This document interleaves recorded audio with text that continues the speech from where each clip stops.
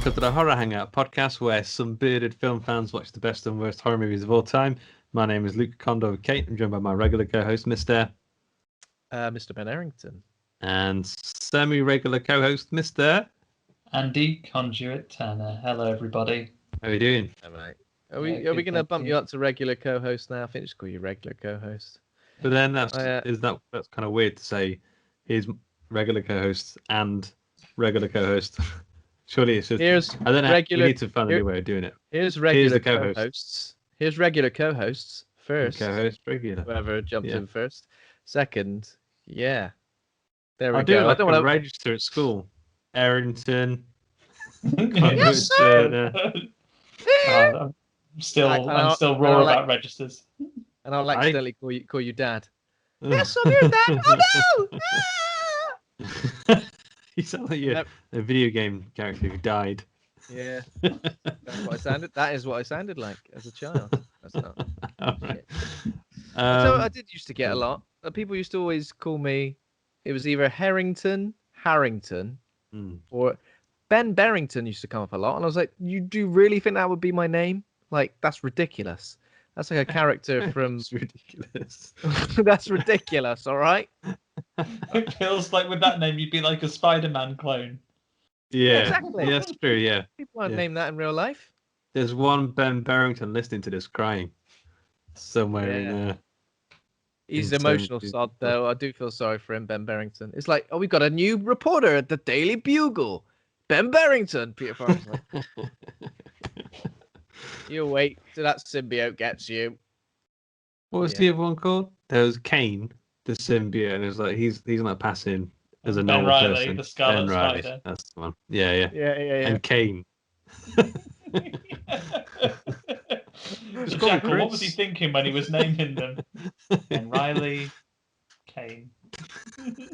Kane, I did. Not Kane, N-E. There's a wrestler called that with an I. K-I-N-E. Yeah. And he looks a bit like the wrestler. I think he used to have like a kind of caney wrestler vibe thing going on, didn't he? Is he now also the mayor of a town? He is. Did you know, when The Undertaker debuted, he was called Kane the Undertaker. There we go. Do what you want with that piece of information. I will. Yeah.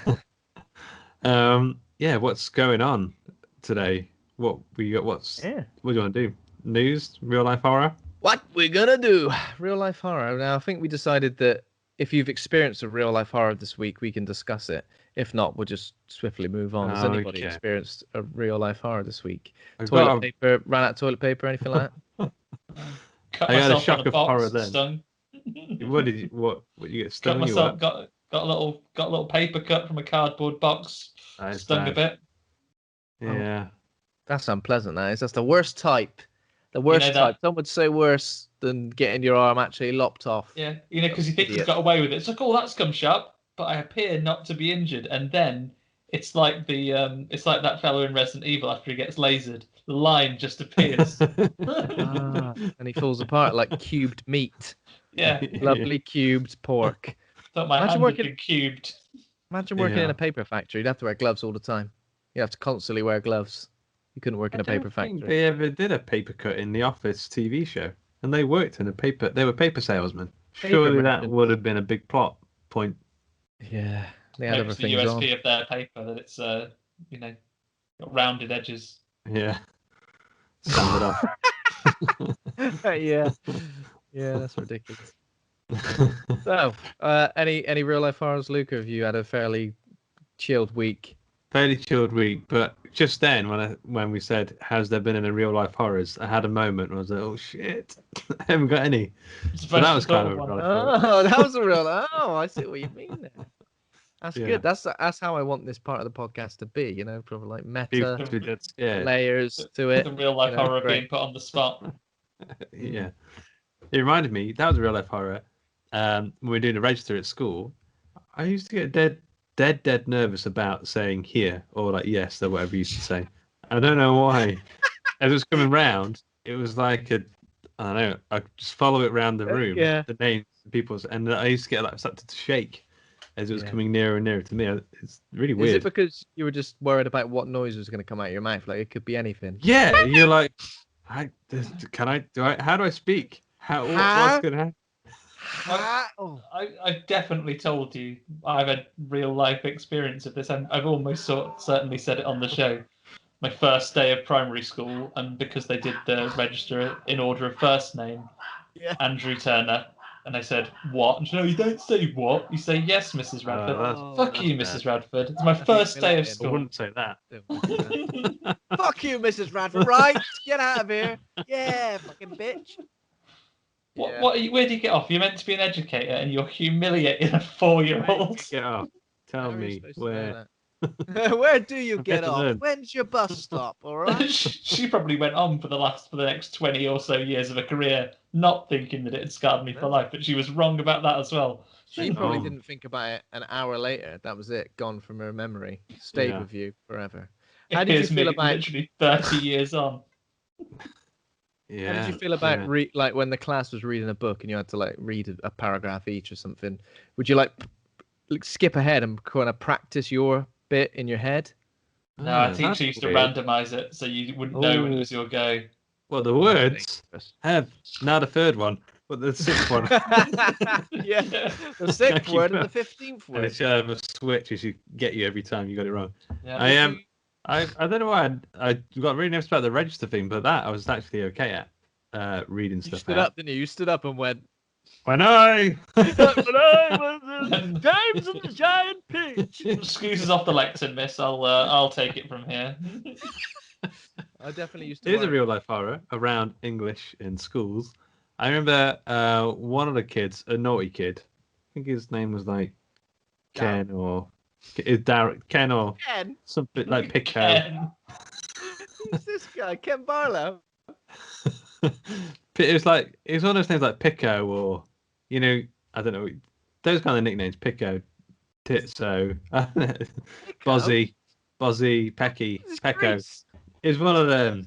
Anyway, he was a naughty kid. Is the thing, and he got our English teacher really riled up, and then she took him outside of the door, and then she slammed the door. Like, get out, Pico, or whatever your name is. And then he was like screaming and banging on the other side of the door through the window, and we just thought he was being a dickhead because it was classic Pico, Becco, Picto, whatever his name was. And then it was only like moments later to realize that she'd slammed the door on his thumb, and she'd snipped off like the fleshy end bit of his thumb. And as we were kind of walking out of the class in an orderly queue with doing the the hand on the lips, fingers on lips.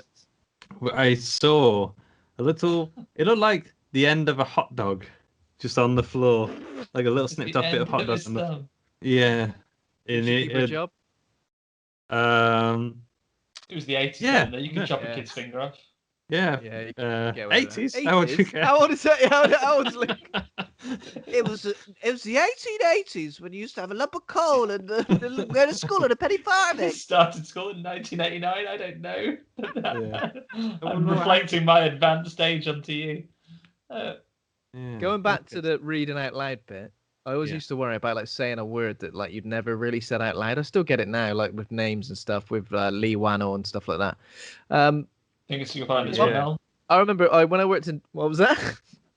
Doesn't matter. Move on.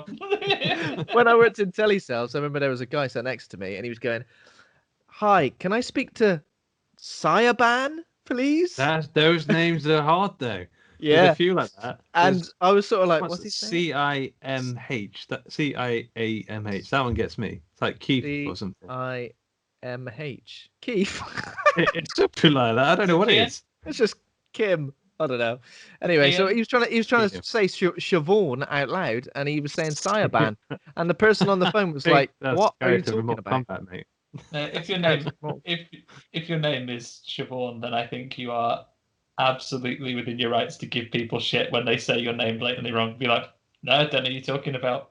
Sayaban, no. When you see it written down, you're like, what on earth is going on there? Yeah, it's nuts.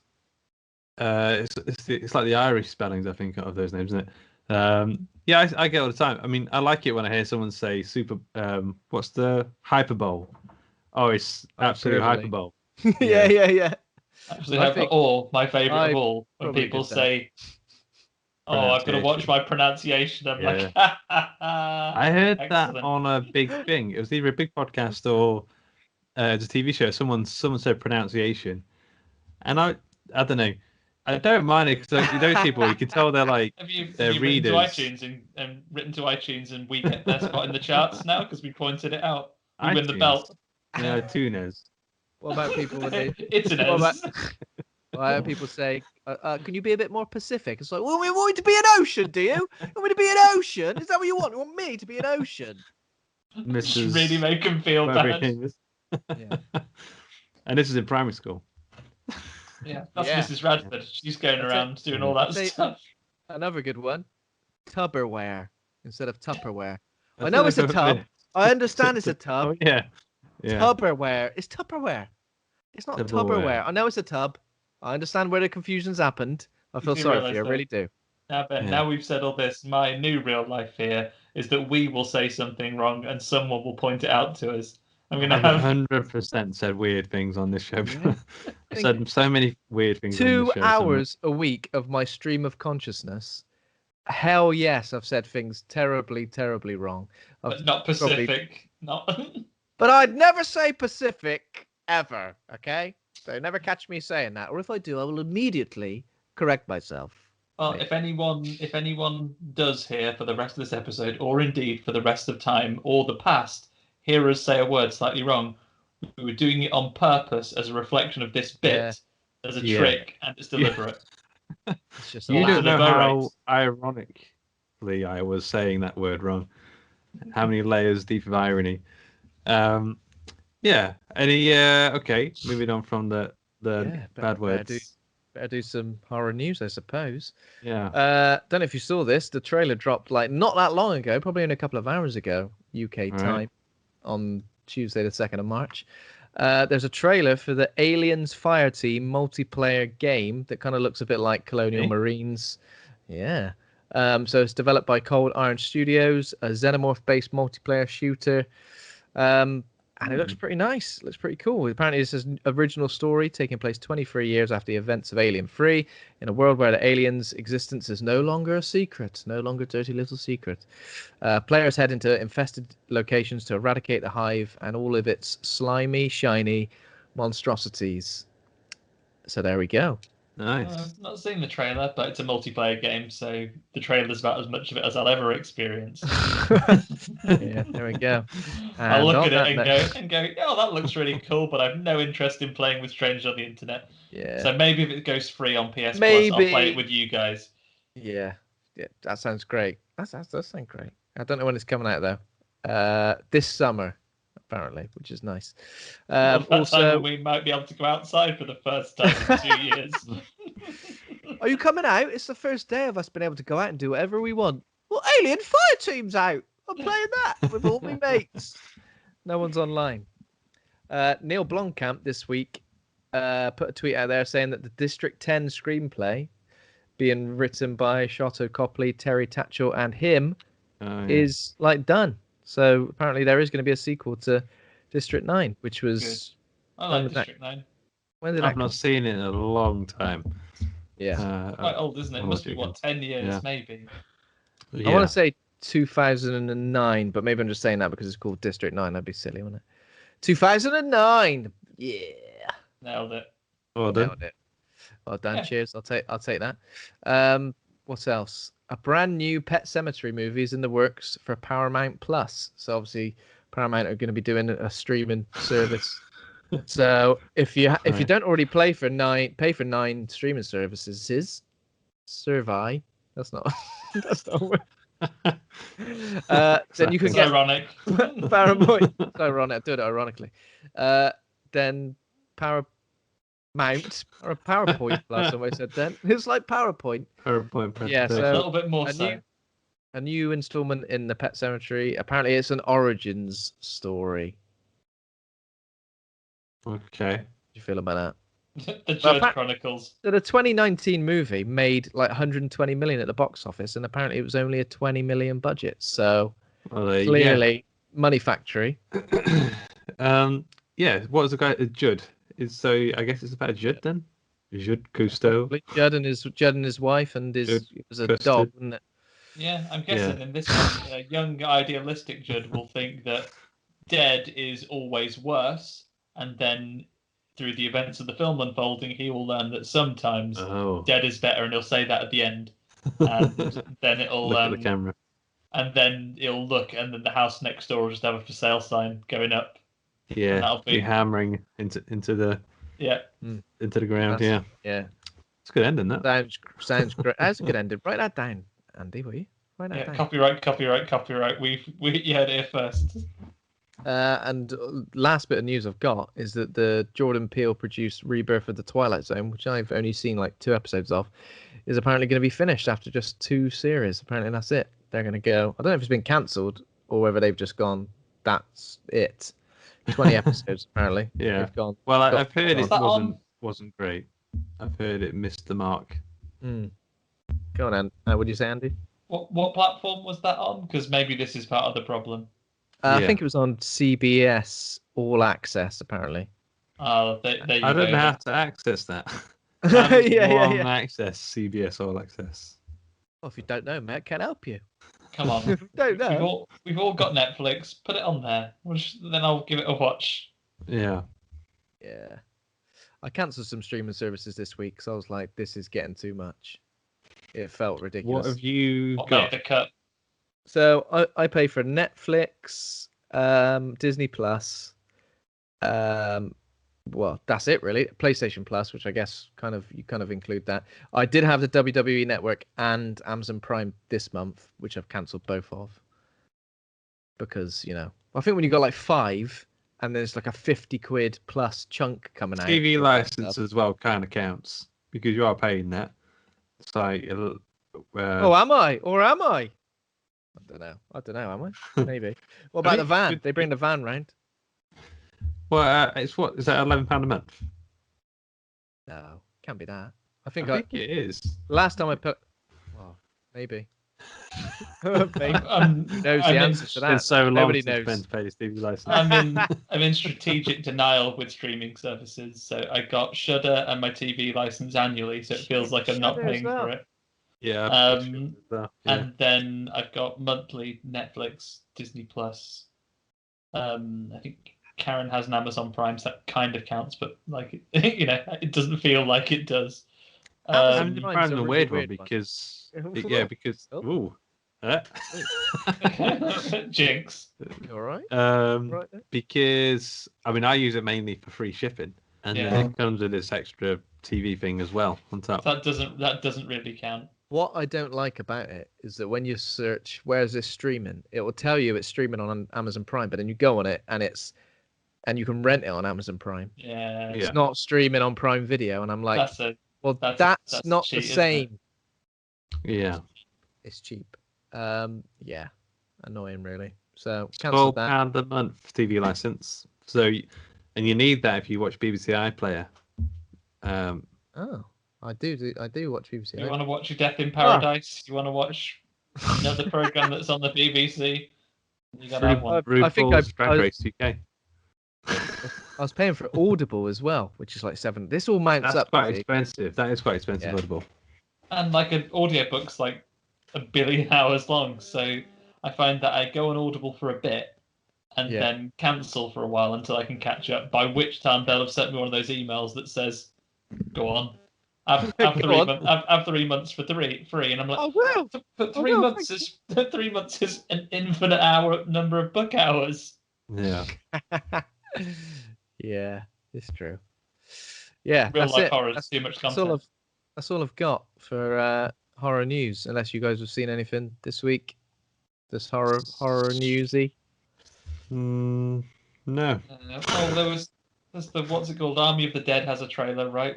I know we talked about it on the pod, but that looks good. Think we might do an episode on that when it comes. A new film.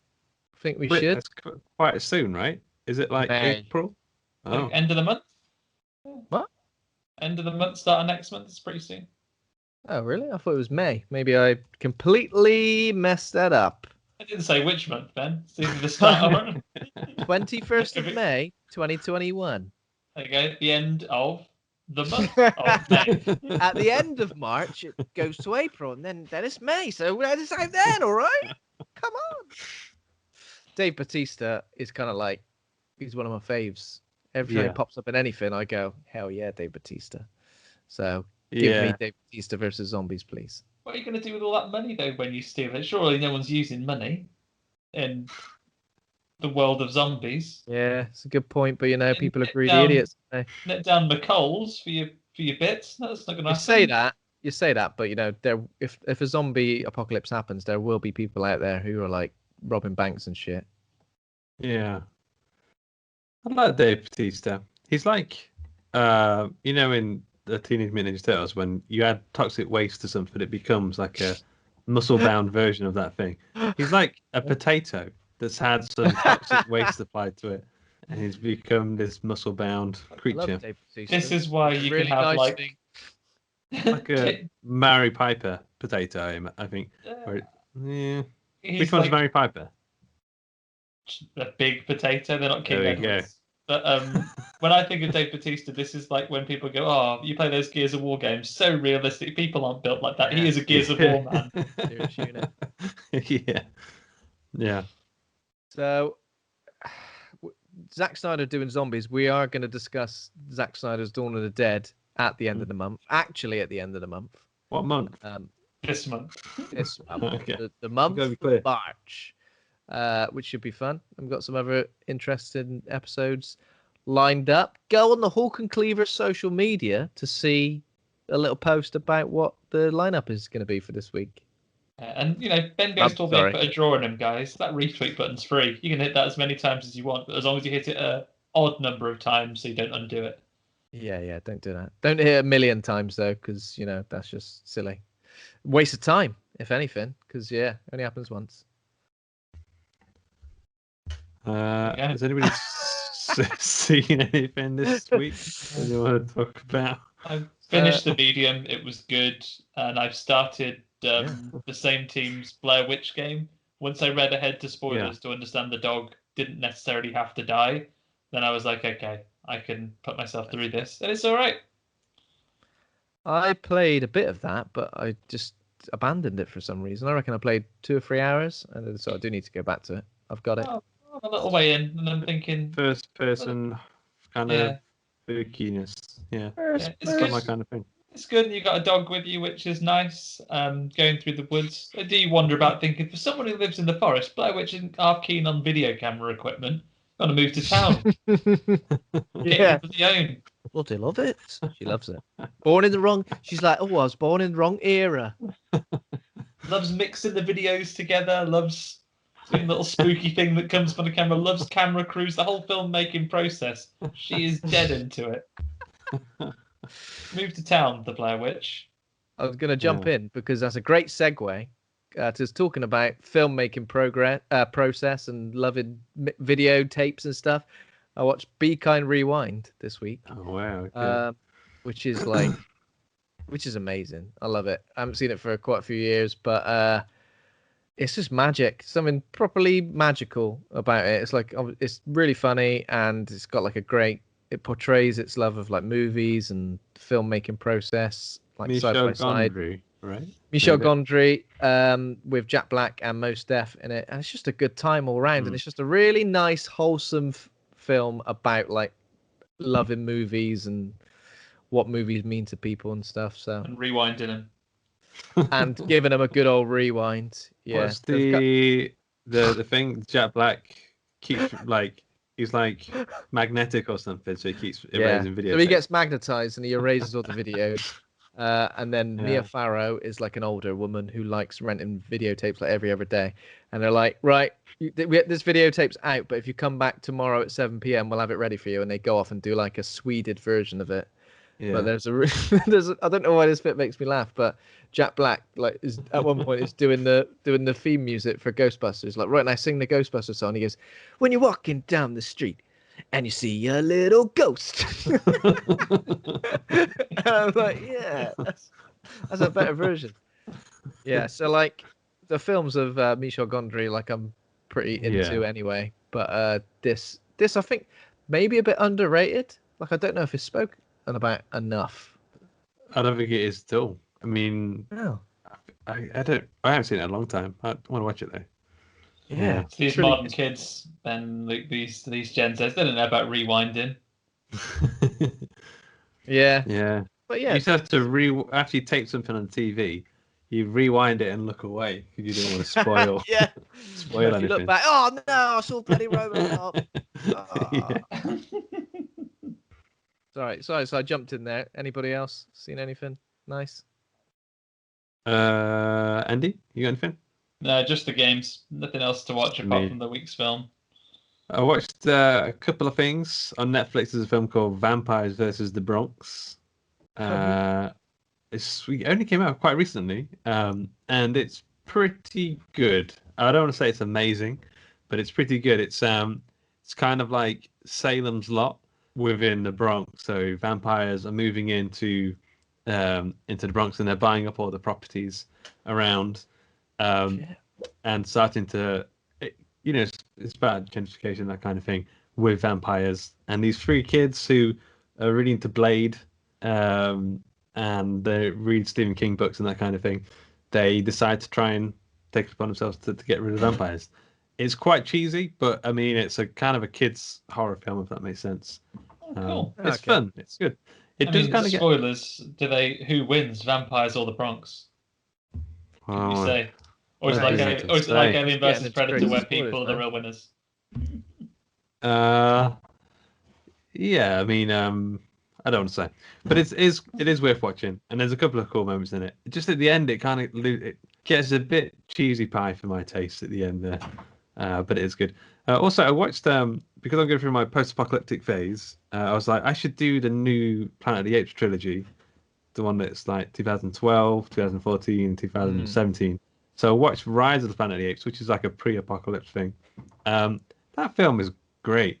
Like it's all of the motion capture stuff with Andy Serkis playing Caesar. It's just really like engrossing. Like you just can't help but love Caesar and sort of see his perspective. It's really a lot of it's like a lot of the in the titles, isn't it? Rise of the Planet of the Apes. Yeah. Dawn of the Planet of the Apes. That's my favorite song. I don't know. Of the Planet of the Apes that I've seen. I've not seen the other films of the Planet of the Apes. Well, I haven't seen the other two either. And I was like, I'm always quite curious to see the letterbox reviews and that kind of thing, to see what kind of thing I'm in for. They're all reviewed really well. Like have you guys not seen the other two? You've not seen the other two? Oh man, the other two are like amazing. Rise of the Planet of the Apes is all right. War. I feel like Dawn was great. You just said it was great. It was all right. Don't listen to him over there. He said it was great. What's he on about? They're kind of named the wrong way around now. One's called the like middle one's Dawn and the latter one's War. I feel like it should be the other way around. War sounds like a middle film. You have a war and then there's a Dawn of the Planet of the Apes. After that, there's a Planet of the Apes. Yeah, they're great. They're really, really good, especially for the post-apocalyptic stuff, because obviously you don't get much of that in Rise of the Planet of the Apes. Maybe the apes don't want to start the war too early. I mean, they're going to rise first when they get up. They've already got up quite early, before dawn, after dawn, have a bit of breakfast, and then to war. Then to dawn. Yeah, maybe. Is Rise of the Planet of the Apes include the most iconic uttering of the word no? No. It's weird when he says that because it doesn't sound like it's coming from the. Like it's the only point where it's like someone throwing their voice. Yeah. At the end though, he says something like, I don't know what he says. He says like something like really like at most he's kind of grunting, and at the end he Caesar is home. Supercalifragilisticexpialidocious. like it's a tongue How many woodchuck chuck wood? So yeah, just been doing this. That's a totally different film if John Lithgow's part is redone as Dick Van Dyke. John Lithgow looks like he's part ape in most of the film.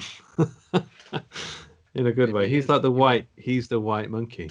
He's Shikaka. Oh no, that's a bat. Watch the They're other the one. white Watch the apes other or those episode. bad gorillas from Shipapa. Congo. You I are? need to. I Yeah, think exactly. I need to rewatch the Apes films as well. I don't think I've seen.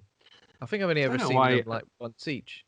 I don't know why I never bothered. I just wasn't, I don't know, excited about. Hate apes, don't you? That's what it is. You hate I like- apes. I told you about the ape that ate its own shit, right? In front of me. Ever since then, I was like, I'm never watching apes through a screen again. Yeah. Because you never know how it's going to end. And by the time it ended, it was a black screen. And it was you eating your own shit. Luke They of got the me again. Apes. And it said, "Are you still watching?" And you're like, "Oh." The last one, Pawn, as in PW Pone, of the Planet of the Apes. Got him. Okay, yeah. Oh, yeah. I've been reading a comic book called. Well, I finished reading a comic book called These Savage Shores, which was written by Ramvi, Very drew good. by someone else, lettered by Aditya Bakar, I think his name is. Her name is. It's basically vampires versus Indian demons, or as an Indian demon. It's really, really good, really mature, really kind of well-paced and well-metered story, and it's got some really badass moments in it.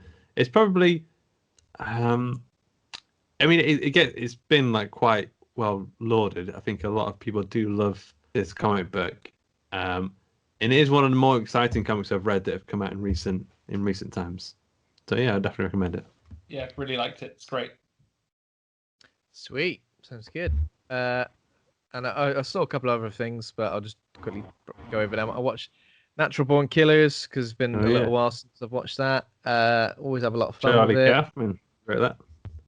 Yeah, that's I right. think he disowned it though. Yeah, George Clooney directed it, right? No, who? Am I thinking of the right film? George Clooney directed it. Oliver Stone directed it. Wait, what am I thinking of then? Yeah. Batman and Robin. Yeah, that's what I'm thinking. Tarantino was one of the writers for Natural Born Killers. What am I thinking of? Confessions of a Dangerous... Oh, something yeah. else completely. With Sam Rockwell, yeah. Yeah, Natural Born Killers is great. Like it's really fun. It feels a bit like a Tarantino clone. I know it's written by him, but it does. And Robert Downey Jr. is in it, doing like an Australian accent, but his character is great as well, and it's pretty insane. I also saw the David Fincher Girl with the Dragon Tattoo for the first time. I'd never seen that before. I'd seen the Swedish trilogy. Daniel Craig, Rooney Mara as Lisbeth Salander. I got to a point where I was like, I've definitely not seen this version, but I got to a point where I was like, maybe I have seen this version, and I think it's just because so much of it's so similar to the Swedish version. But I mean, it's great. It's another one with a Trent Reznor, Atticus Ross soundtrack. It's just really well paced. I mean, even though it's like 2 hours, 48 minutes or something ridiculous, it's just really well paced, and just the way the mystery kind of unravels is really good. And even though I've like read the book and seen the Swedish films, it still like gave me a lot. This film, like when certain things were happening, I was like, oh yeah, oh no, oh whoa. So yeah, a good time, and it's got like a really great opening credits sequence, which I guess you don't get in movies very much other than Bond films and David Fincher films. Yeah, but yeah, it's I really like really that nice. Yeah, I was kind of expecting it to be. I don't know why I never got round to it, but I was I enjoyed it a lot more than I thought I would. Cool. And that's that. Cool. And then Wrong Turn. The remake. Done a wrong turn. Whatever it is. A remake boot. I mean, it's definitely a reboot. I was having a conversation with somebody recently. A remake is essentially when you're taking the same story and making it. This is so inherently different that it's got to be a reboot, isn't it? Yeah. Total reboot, total reimagining, and one that like I didn't even realize was gonna be a thing. I think we mentioned it on the podcast in horror news at some point, but kind of came out of nowhere. But so yeah, Wrong Turn. Apparently, it's internationally known as Wrong Turn: The Foundation. Although I haven't seen it. Yeah. Seen it advertised as that though. Yeah. 2021 horror film directed by Mike P. Nelson. The film is a reboot and the 7th installment of the Wrong Turn film series. I mean, can you call it an installment? Is that fair? Friends hiking somewhere. Appalachian Trail. If I've got that wrong, are confronted by the Foundation, irony, a community of people who have lived in the mountains for hundreds of years. I mean, even that is a spoiler in itself, right? Yeah. In the IMDb that is a spoiler description. That is a big spoiler. I mean, I guess going forward, there will be spoilers for Wrong Turn. Yeah, about to say, you're almost an hour in with us now. There are going to be spoilers for this movie. Yeah. So IMDb has it at 5.4, 65% Rotten Tomatoes critic score, 49% user score, 2.7 Letterboxd, some choice reviews from Letterboxd. Chad Freeman, but it's all over the place, and I love that about it. Has some Wes Craven, Eli Roth, and Rob Zombie vibes at time. My one complaint about this film is that it should have been a tad longer or split into 2 movies. Chad Freeman gave it 5 stars. Mr. Colo 93. Although his avatar is a woman. This is actually atrocious. And he gives it half a star. Gustavo Drew Lastres goes, this is not something they just fucking made. This is some professional, like, this shit is different. This shit is in different areas. It's got a couple of claps in there. What the fuck? Question mark. 3 exclamation mark. This ain't no homemade shit. He's stoned. 5 stars. Nice. This is not something they just fucking made. This is some professional, like, this shit is in different areas. What the fuck? This ain't no homemade shit. This ain't a film that they've just filmed, all right? They haven't just filmed it. They've gone out there and it's happened. This film's happened, all right? It's happened. And it just happened to be a film too. Ewan said, I took a wrong turn when I put this shit on. Half a star. What's his name? Ewan. Got a lot of time for you. Congratulations on being such a great guy. I don't recognise any of the cast. Oh, apart from Matthew Modine.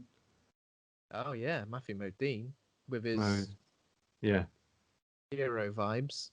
Is that the dad? Yeah. How old is he as well? Because he could be old. Is that chap that tried to steal all of Bruce Wayne's money in the Batman? Yeah, of course. He did kind of redeem himself, didn't he? He went faced Bane, I think, at the end as well, didn't he? Yeah, he got his face squashed by him, doesn't he? Or is it the wrong? Am I thinking of the other guy? I don't know. He's the police. Matthew Modine was the police guy. Okay.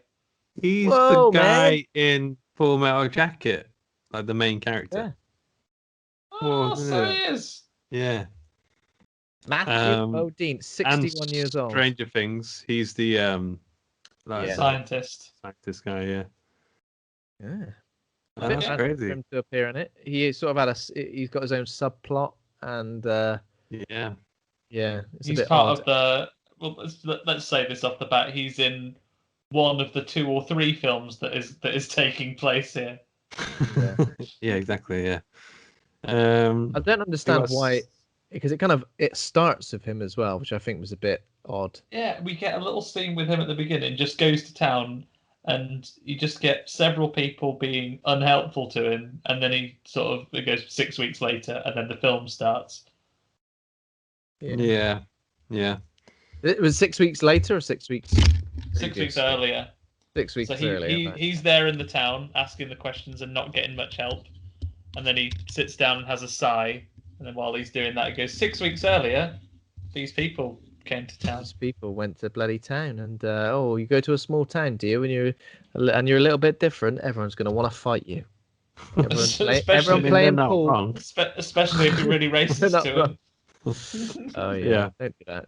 Don't be really racist to anyone, because they'll beat you up with pool cues. This film was like right. Let's just do you guys like the Wrong Turn movies or Wrong Turn or? Oh yeah, we should talk about that. I don't know. I don't think I've ever seen any of them.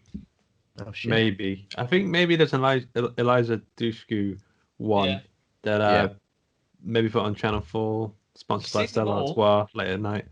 Yeah, I've seen the lot. I don't remember them all particularly well. Henry Rollins is in one, isn't he? The second one, I think.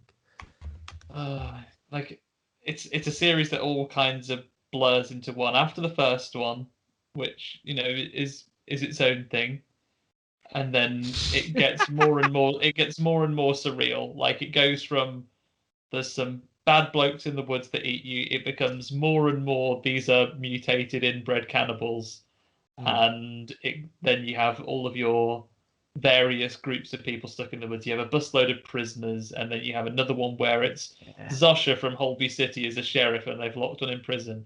And then you have a guy who's inherited a hotel and has sex with his sister for some reason, and becomes a cannibal. That's what happens. Yeah, like basically by the time you get to that one, it's run its course, and the series has reached the point where you're going to go one of two ways. Which one is the wrong turn and which is the right turn? It's up to you. You're either going to reboot, which they did, or put them in space and be done with it. You really took a wrong turn. You're in space. Yeah. You're in space, mate. Where I took a left, should have took a right. That was silly. You actually turned up to space. Yeah. So I recently space because movement is all in those directions. So many more options to go wrong. I watched the original last year at some point, and I remember watching it at the cinema and being genuinely freaked out, but it was just a bit naff, lots of cliches, shitty characters. It came around the time of the Hills of Eyes remake, right? I kind of got the impression that they were kind of tapping into that the Trees of Eyes vibe. The Trees of Eyes. And I think I watched videos. Like the Hills of Eyes. I think I watched videos of all the kill counts of the other films, so I kind of got a bit of a rundown of where they go, and they go in some crazy places. But a lot of people say, why would you reboot and remake a good film? Why wouldn't you take a rubbish film and reboot that and make it better? A lot of people say that when they hate the nature of reboots and reimaginings and stuff. This is they did do this. They've completely reimagined it and done something completely different. But even if the thing before isn't that great, if you completely and inherently change the very nature of what that thing is and probably why it was popular, what does it become then? Is it?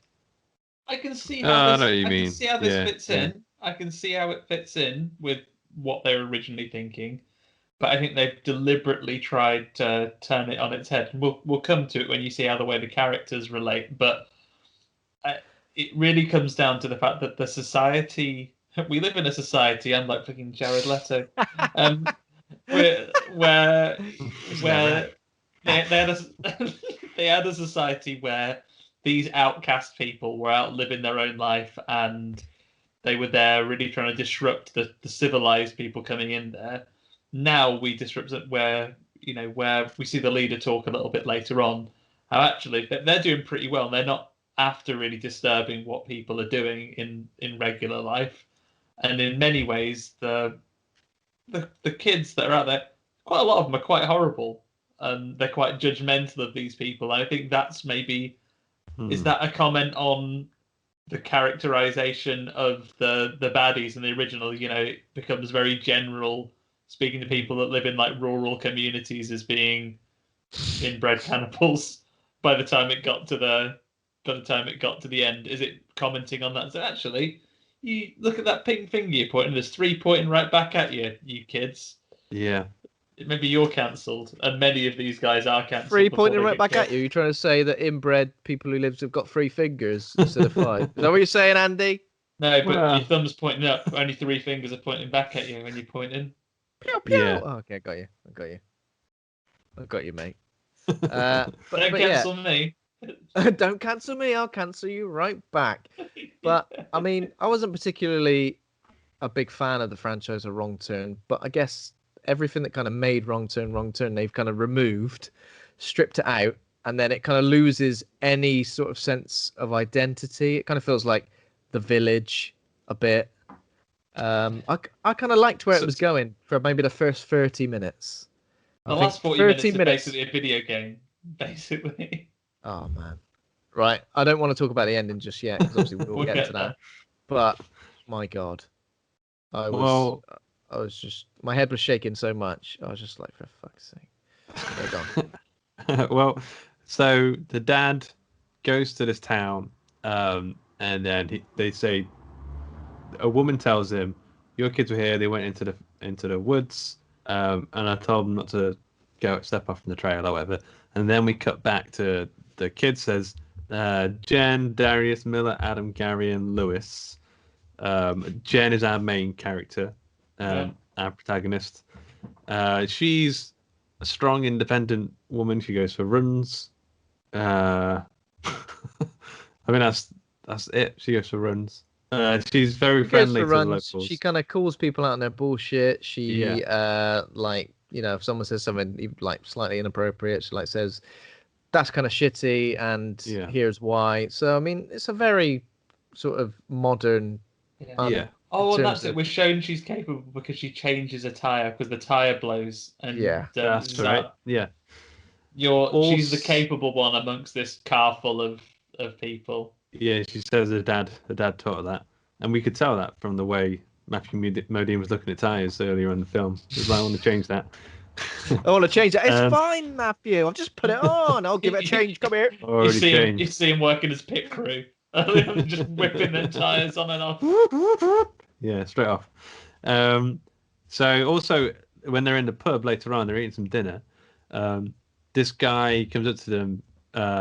He's got yellow eyes, and he's like, "If you want, we can be a guide for you in the Appalachian Trail. Loads of people get lost there. We could help you." And then when he walks away, one of our kids, I'm going to say Adam, maybe. It is Adam. He's the one that is most cancelled. Yeah, he hates. He thinks all these people are inbred cannibals or something of that sort. And he says something, and then they get into a bit of a. Says, haven't you seen Wrong Turn and Wrong Turn 2, and Wrong Turn 3, and Wrong Turn 4, and Wrong Turn 5, and Wrong Turn 6? Yeah, they're all Wrong Turn 6. You inherited a hotel anytime soon. And then the older guy's like, "Well, you stupid kids, you don't know anything. You'd never worked a day in your life." And then our main character, Jen, is like, "Hang on a second. He's a town planner. He works as a web design consultant, radiologist. She's a whatever. Like they've all got like cracking jobs apart from her, who's like studying dance at uni or something like that. She has double degrees in history and dance, and therefore makes coffee. I think she says. And the guy does notice that the guy has got a degree in dance. Got a degree in dance. Me too. And he just starts dancing around his pool cue. Do you recognise who he is? Proper flash dance routine. Do you recognise who the man is? Yeah, I recognise him. Old yellow eyes. He is. Cabin in the Woods. He is. He's the harbinger of doom in Cabin in the Woods. Yeah. It's a nice little touch getting him in. Yeah. No way. That's sweet. So he's like, "Okay, you got me, my yellow eyes. I better get them checked." He kind of moonwalks out of the building, and then the next morning, well, there's someone mucking about by the car. Adam continues on his tirade of being literally the worst bloke by like throwing a bottle at him. Yeah. It's that Danzig guy, isn't it? Someone who looks like he's in Danzig. It's just it's right now it's a shadowy figure, but Adam, who is the one, and isn't this the one that's like, isn't he like a trainee oncologist or something? It's like, pretty sure as a doctor whose job is safety, but you're meant to be a bit nice.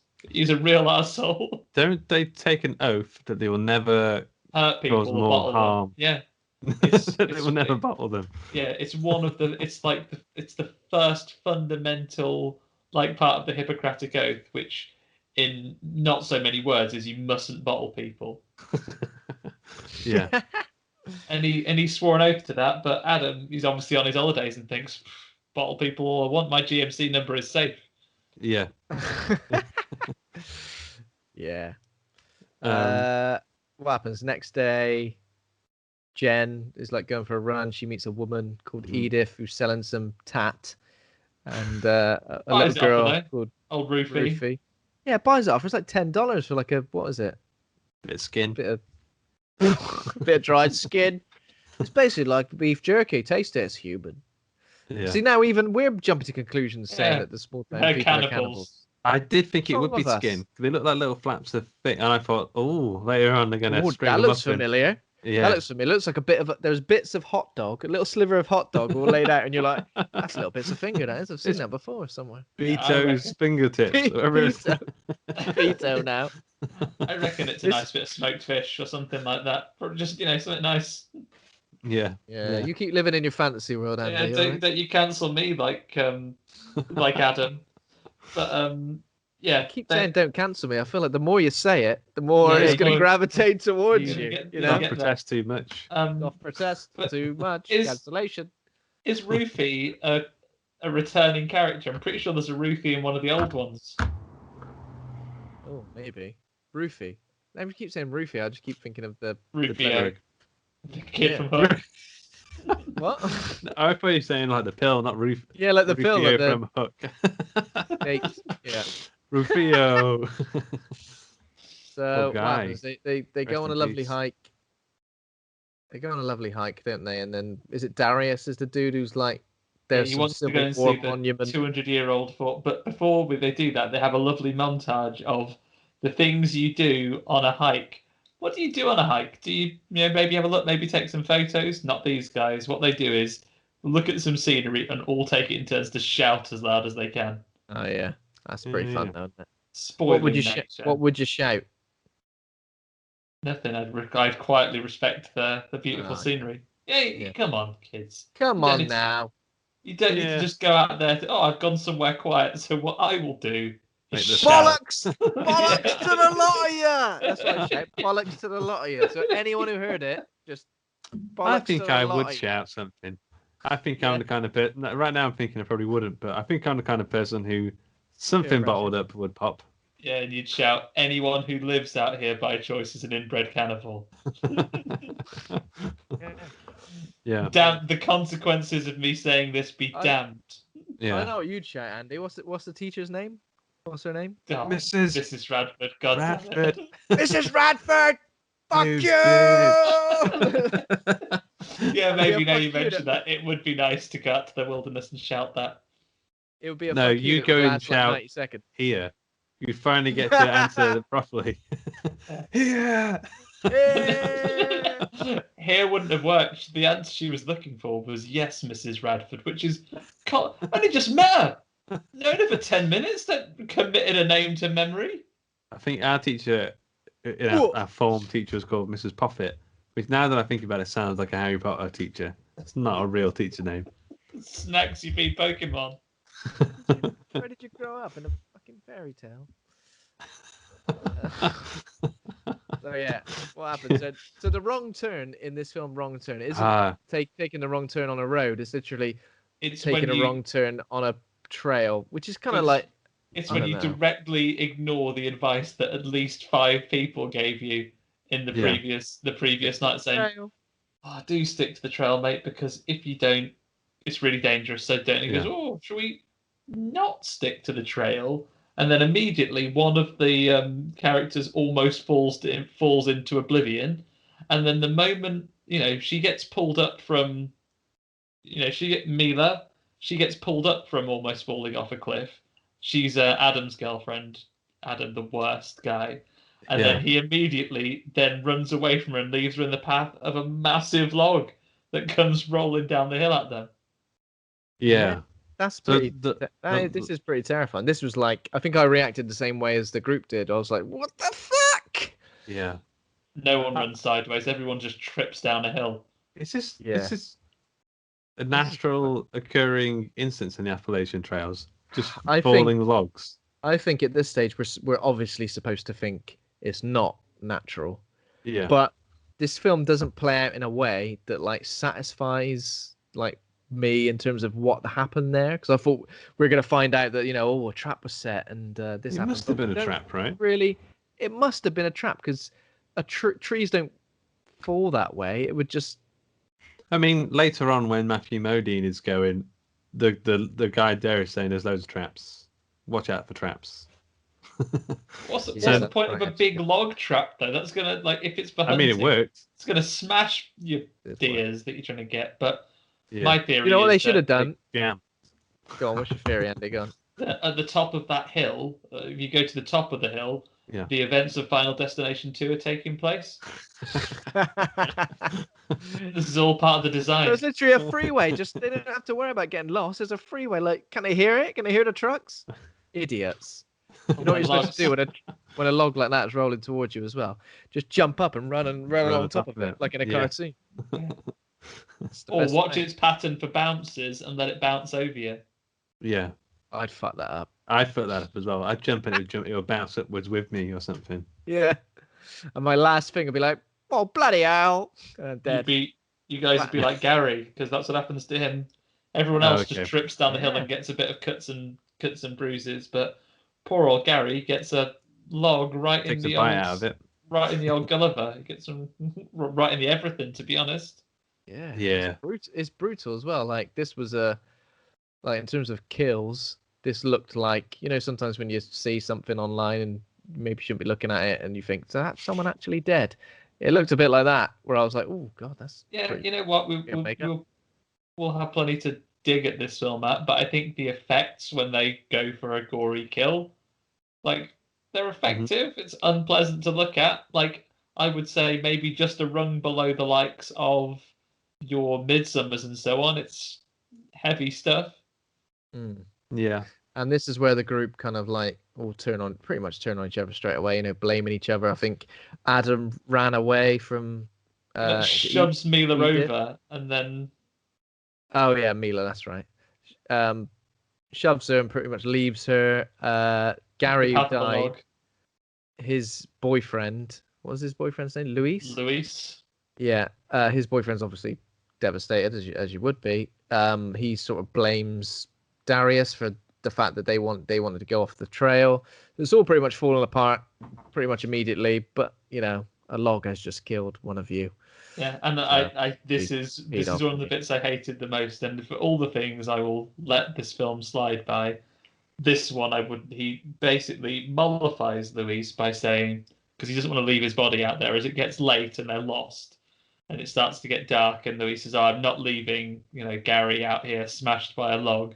And I think it's fucking Adam again. He like goes, his spirit has moved on. He's in for fuck's sake, Adam, you're the worst. Yeah. Spirit has moved bloody on. At this point, who's worse, Adam for being a cock or Darius Argentus for leading them astray? I mean, Darius is all right, but at the same time, how far off of the bloody trail do you want to go? Because, you know, how far is it? It's 10 minutes. They were an hour and out. An hour out of the trail. It's like, that's not the trail anymore, mate. That's ridiculous. But luckily for them, he does find it. There's like a plaque commemorating this group of settlers in the mountains called the Foundation. The EU, by the look of the sign. The stars. The EU.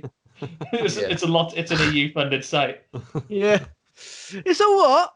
But they all brought tents, and that's nice, so they can all camp out. And where wouldn't you camp out in a graveyard? How they accidentally did that, and then woke up the next morning going. Sometimes when it's a bit dark, you don't notice fucking hundreds of graves about. Yeah, we've all been there. I was like, oh yeah, silly. I slept on a rock or something. No, grave. It's a bloody grave. So they realised that I think one of them's missing. Mila's missing at this point. Mila is missing, but they've also, as while they're looking for her, stealthy thieves have been in and picked all their pockets. Yeah. No one's got a phone anymore. Their phones. That's a good way for the screenwriter to get phones out of the equation. Plot-related stealth. I mean, although you could have said them in the forest didn't work. Yeah, they could have used the phones earlier on in the day if that's the. If it worked, I don't know. Maybe as soon as that guy got logged. Again, do you feel like the intentions of the Foundation at this point doesn't correspond well to how the reveal plays out? The reveal, it doesn't make sense. It's like, well, why would they steal their phones then if they were just trying to essentially keep them away? Yeah, it comes in a bit later. Maybe they are always, because someone else gets in trouble for trespassing earlier on, which I guess they've already done. But yeah, it is inconsistent. If you want to be, again, sorry, not trying to jump ahead and spoil anything, but if you are living in a group of like settlement and you want to be left alone, don't leave traps around that are gonna kill people. Yeah. You know, because if there's any way to, get unwanted attention, it's by murdering people out in the wilderness. Now you want a lovely sign that says private property, keep out. Yeah. Or we will hurt you. Not a spike in the head. Or like danger landmines. Something else that you ain't going in there. Landmines. Because that's not going to... Like, deer won't read that and think, ain't going in there, landmines, mate, but people will. Yeah. True. Well, so they go running looking for Mila, who's missing. And Adam gets caught in... I mean, the Foundation, they left society in 1850 or something like that. They've got some kind of chain robot wrap thing. Yeah, because they see our mate Rufy again, and Adam immediately loses his mind and chases a little girl. But he gets scorpioned on a chain. Get over here, and yanks him.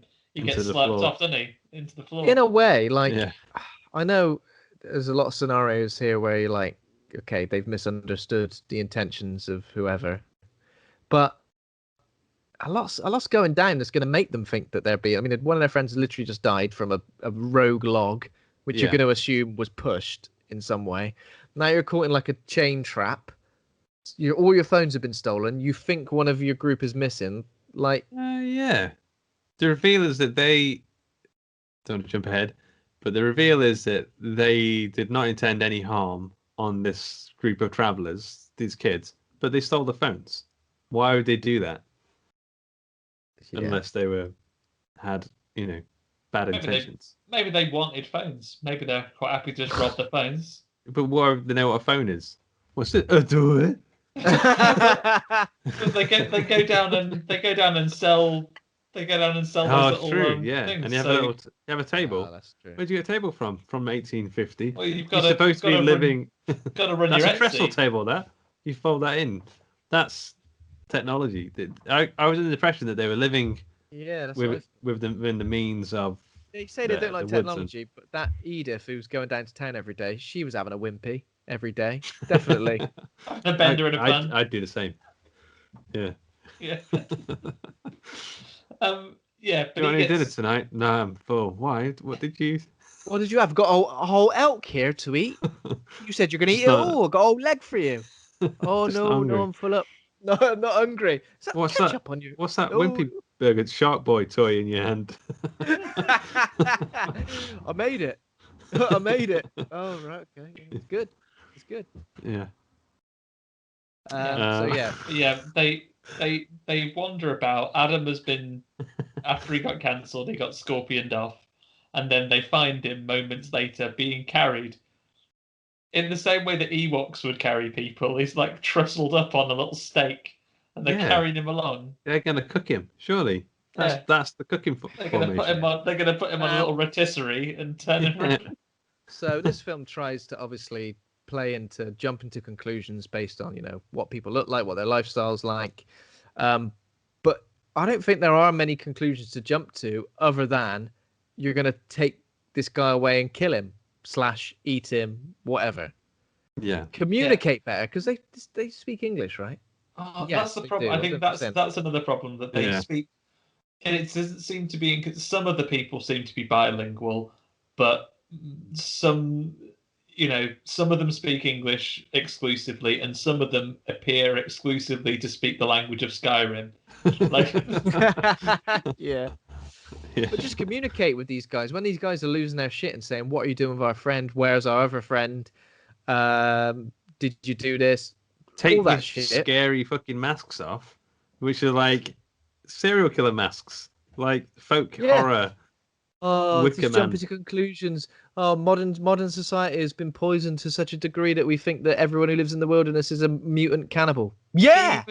Even if you did immediately find them spooky, would your escape plan immediately be to club that man to death with a big old log, which is what Psycho Adam does? Yeah, I mean, I wouldn't do that. I mean, I one in the Run away. dick, of one in the dick, and then run away. Run away. Yeah, wouldn't club that guy to death, but that's what Adam does. So he's Again. tied up on a stake. He escapes, and then he clubs the guy, and then just behind him, as he's done a murder, Mila turns up and goes like, "Oh, I was just gone Having for a a wank." piss for those That's hours." fucking ridiculous, You isn't it? guys Like, ran away for hours. I was just there. I was literally in those just there. bushes. why didn't you call us? I did, but sore throat. Didn't have any cough sweets. I'm over here. I'm over here. I'm sure you've done this. Maybe it's just me because my dog is small, but quite often I think he's lost, and then he's just in like a blind spot. I'm like looking around for him, Yeah. and he's just by your leg, and they're like, "Oh, I was here the whole time. I was just behind you." Yeah. Um, Little panic Got moment. ya. Yeah. maybe it's like that. Mila's just been there. In the blind spot. But, Weird. I mean, it's My dog ridiculous, does that as really, well. isn't it? Oh, she's weird. the blind spot. But this is when Um, like it becomes Trap City, right? So having killed that guy, the other person who was carrying Adam on a spit just scarpers, and then we just go through a series of traps. Like a spike trap goes off and hits Darius in the chest, but he's fine. He's like, "Oh, I've been spiked." No. I got bloody spiked in the chest. Then did you see it? Yeah, glad you're all right. Yeah, me too. Bloody hell. Just Yeah. a flesh wound. And then Luis gets camo abducted, so he gets pulled off into the wilderness. It reminded me of that advert of like become a Royal Marine. Yeah, the Royal Marines get him. He gets disappeared. And then everyone panics and starts to run because they all come like in their scary skulls and everything. Mila falls into like a classic Team Rocket pit trap. Except they're not trying to steal his Pokemon. They're trying to impale her on spikes. And Adam pussies out. He's looking at her all spiked and goes, well, see ya. It's And he over. goes, You're like, you see someone, you see they're spiked, you go, it's over for you. I'm sorry. Goodbye. No matter who you are. This relationship isn't going to it's an work. opportunity there. You could have. Her death was going to be seconds away. Adam could have just stayed for a minute. Yeah. Yeah. Yeah. I mean, what could you do? Especially there's people with skull masks coming after you who tied you up on a rotisserie seconds before. You bashed their heads in with a. I don't know what the correct answer is here. I don't know if you did the right thing, but I don't know if you did the wrong thing. He could have not made her think fuck you in the last seconds. He could have gone, oh no, the Skullmen, and pretend to be pulled off as well. Just puts his arms out of sight. Oh no! Yeah, he could have done that to save a little bit of face, but he can say I'll be back for you. I don't think he even says that. He says, "Oh, I'm just gonna go and get some help," but then does like a see ya, coming. Yeah. But he just likes it. So she gets Mercy killed with arrows. Yeah. And then Adam gets just tripped over and bagged. We're left with Darius and Jen hiding in like a little ditch. Darius gets lifted off with some amazing grip strength. So some hands come down from a height and just grab him by the shoulders and lift him away. Grab him, but not even the shoulders, just his t-shirt. And he goes, Yeah, it's like picking up a cat. He tries to stretch and go really long, but it doesn't work. Heavy. Yeah. And then Jen is just captured. Conked out. Just gets bashed. Yeah, bashed. Yeah. And then they wake up in the camp, in the Foundation camp. I They think. wake up in the Foundation camp. She gets told off at first for talking, but the next day when she's quiet, she gets classic bit of a treat: a bucket of water and an apple, just floating in it. Gets to do some apple bobbing for entertainment, and it's food and water. Yeah. And then they get taken. And this is the first big turn in the film, right? When they get taken to what is they're all in their pants, and they get taken to like a Stone Age settlement. Ruthie's there, just little spyglass at them, says, "Oh, I see you." And then they go to the courthouse where they meet the big chief. Oh, and Darius gets into a little bit of a misunderstanding because they get his name wrong. They call him Neil, and he goes, "No, Darius, Neil." And it's very. He's not having any of it. "Oh, don't I feel silly?" And then they have court where they meet the leader of the camp, and I'm calling him Bruce Corbin or Jeremy Campbell because he's the cross of the two. He's gone for a society where no one is homeless, and it's really fair for everyone, and he looks like Bruce Campbell. Venable. Venable. It's Venable. It's Bruce Terry Corbin. Venable. His hair and his beard is perfectly trimmed. They're all well trimmed. Like they're all quite someone there is the hairdresser, or they've stolen a hairdresser from the town. Go and find hairdresser. There's what's his name? I was about to say what famous hairdresser. What's his name? Nicky Campbell. Nicky Clark. I was Campbell. You confused me. Speed Elsa soon. He was working there, so they said get him up into the settlement. He'll love it. Yeah. Maybe that's another reason they steal phones, because they can use the residual charge and 3G to look at what haircuts are contemporary. Yeah. So they're not reliant on technology, but just once every year or so, just see what's in. Yeah. It's 25 years. They've visited the wrong website, so 25 years behind. Everyone's got curtains. Everyone looks like they're in Backstreet Boys or something. Yeah, but they have Jeremy gives them a quick lowdown of the law, and basically says, "Oh, you're in a court. You're in court. You're going to be on trial because you've done a murder," which they did. Adam's kicking off again, and they're saying, "Look, if you keep interrupting the court, we're going to cut your tongue out." Only Jen gets to talk for some reason because she's the main character. And here's a quick rundown of our legal system. It's that the law is the law, and there is only truth and lies. There's no grey areas. There's truth. What about white lies? No, get that's in lies. the fucking bin.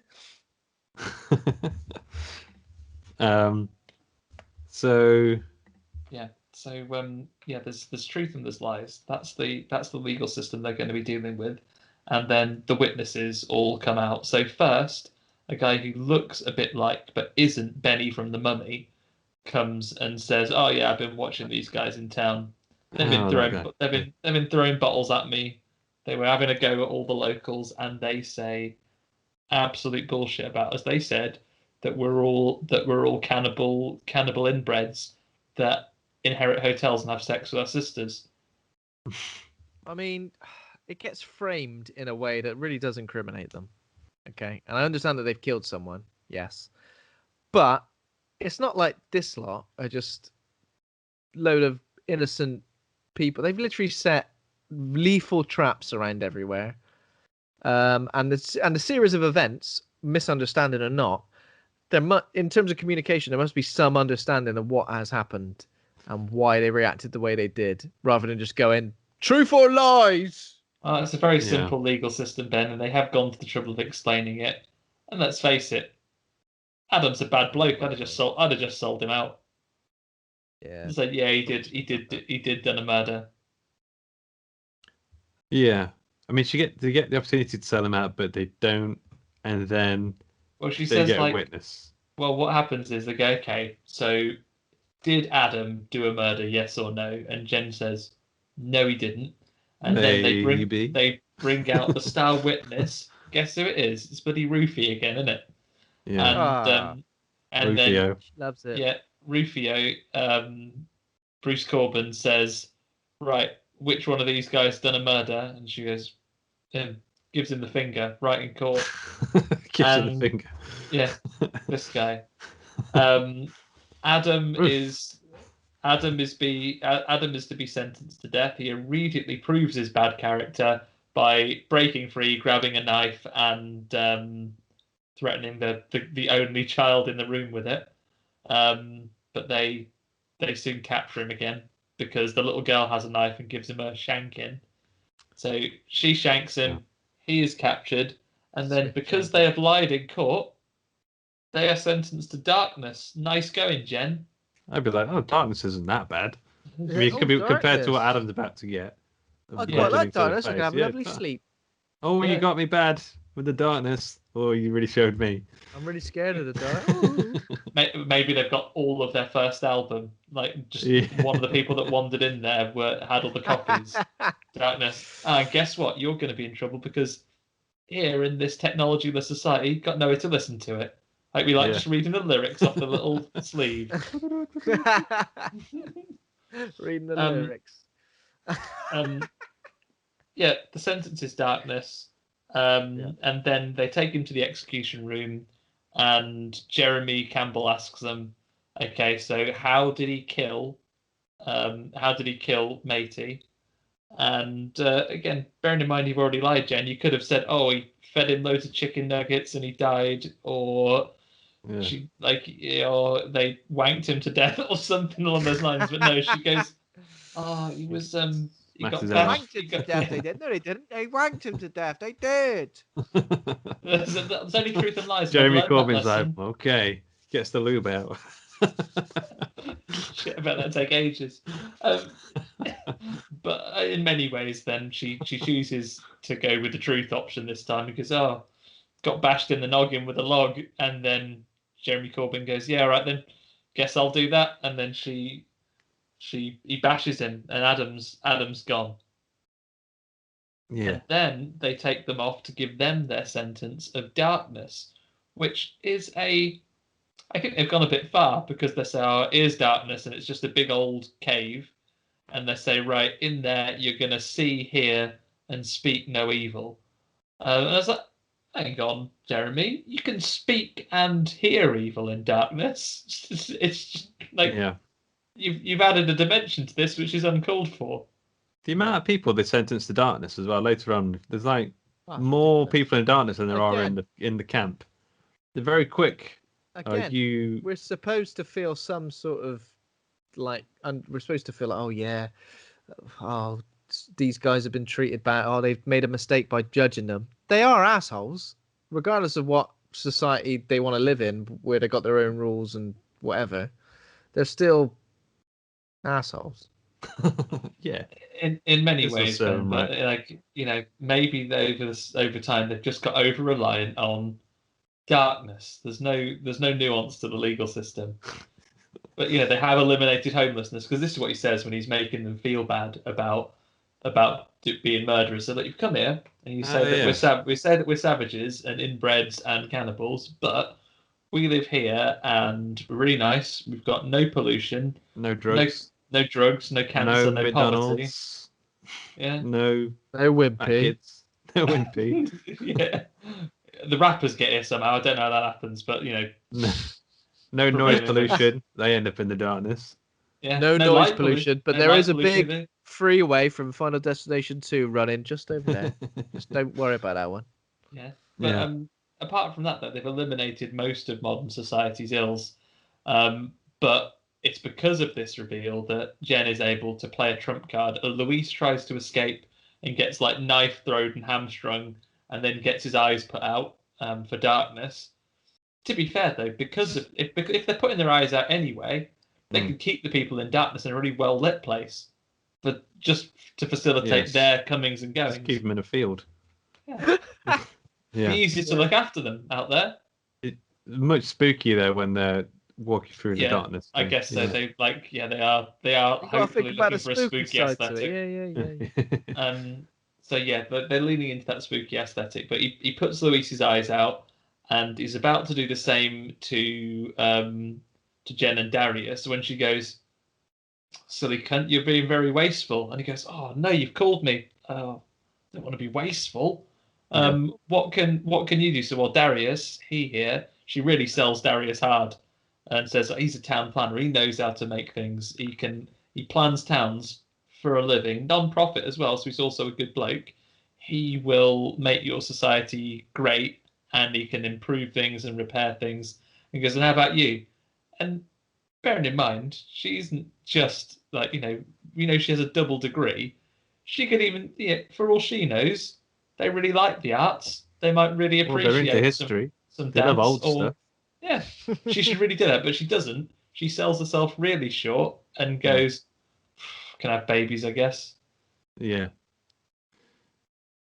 Yeah. Well, but he's a bit annoying. But he's a bit annoying for Louise because they kind of agree just before he gets his eyes burnt out.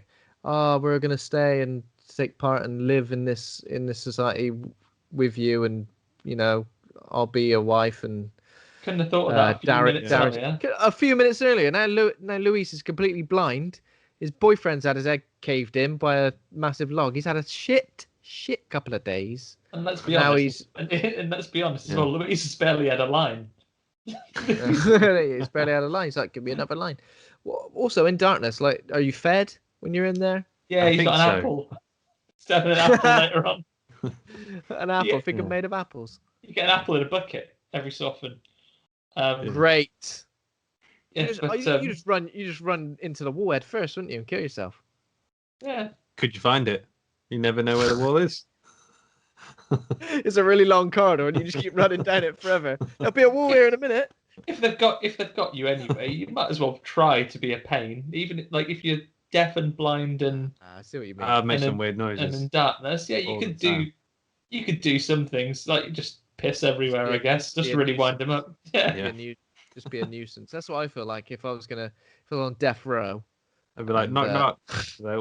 Who's there? And I just wouldn't say anything. Oh, fuck. You could use your sense of touch to find the torches that they use to navigate around, and you could just go blowing them out all the time. Don't make any difference to you. You might accidentally set the straw on the floor on fire though, as you're trying to put it out. Well, I suppose painful way to die. You've also inconvenienced them. What did Dick and Dom? Dick and Dom used to play used to shout booger really loud. Bogey. Yeah. Play bogey.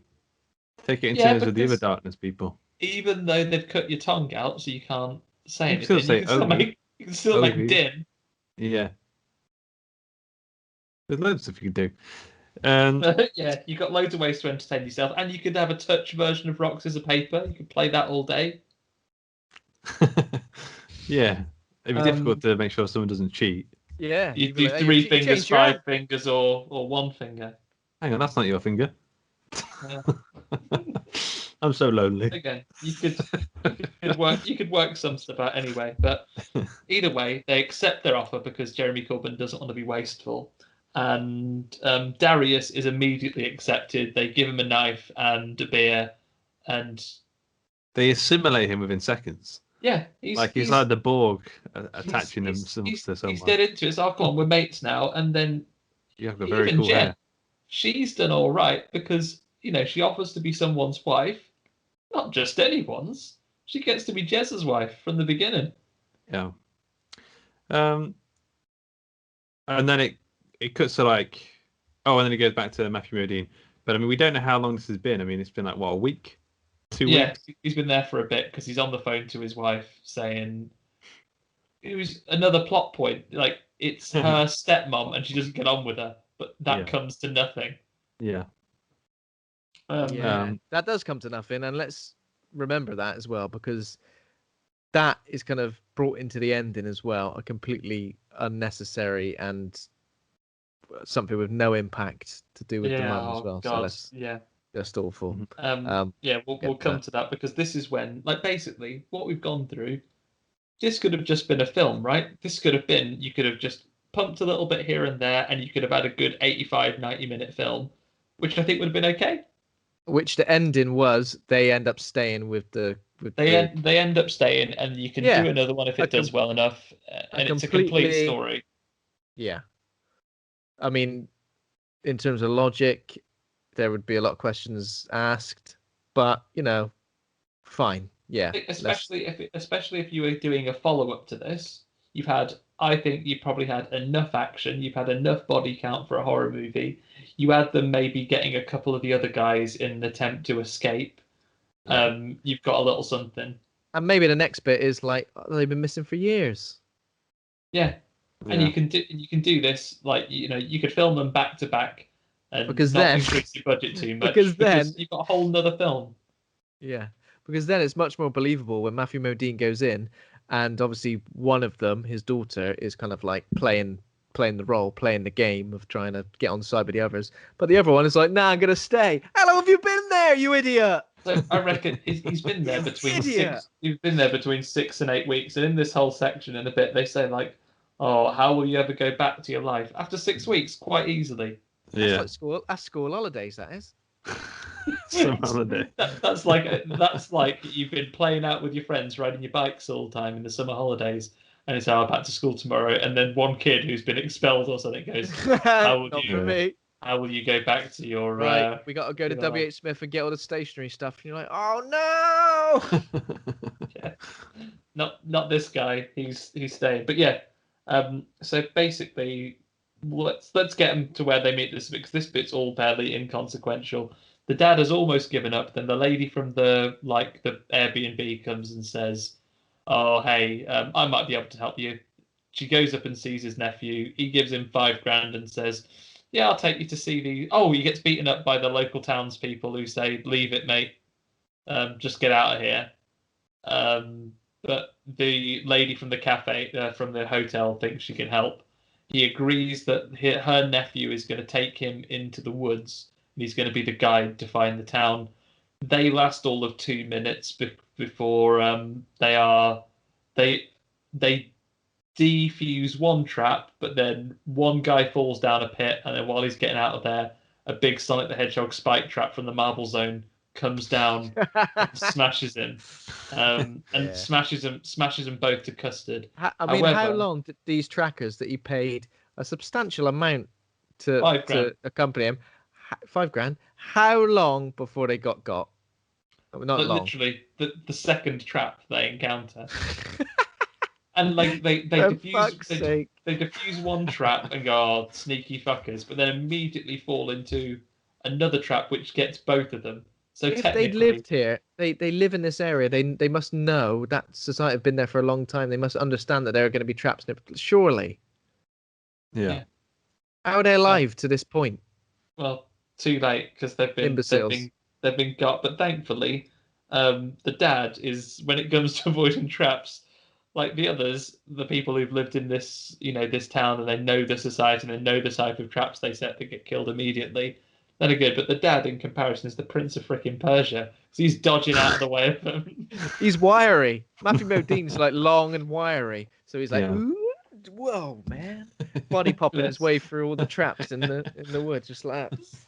$5,000 light, $5,000 down. See, even if my daughter was missing, I'd still be going, fucking $5,000, fucking $5,000 every like 10 seconds. Fucking $5,000 down, mate. Yeah. Useless.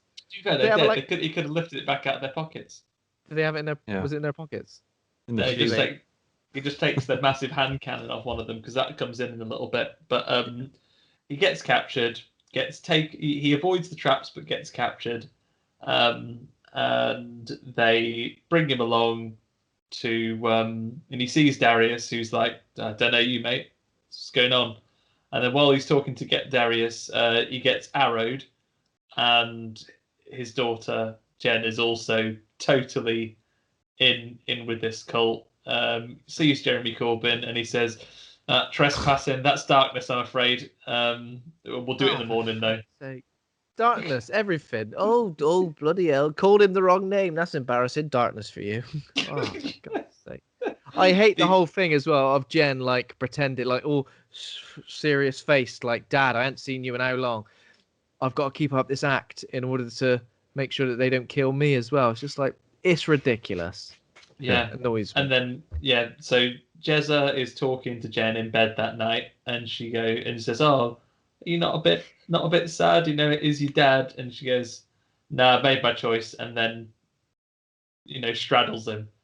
Maybe to end the conversation. She could, in many ways, straddles him to end the conversation. Is that what you do, Andy?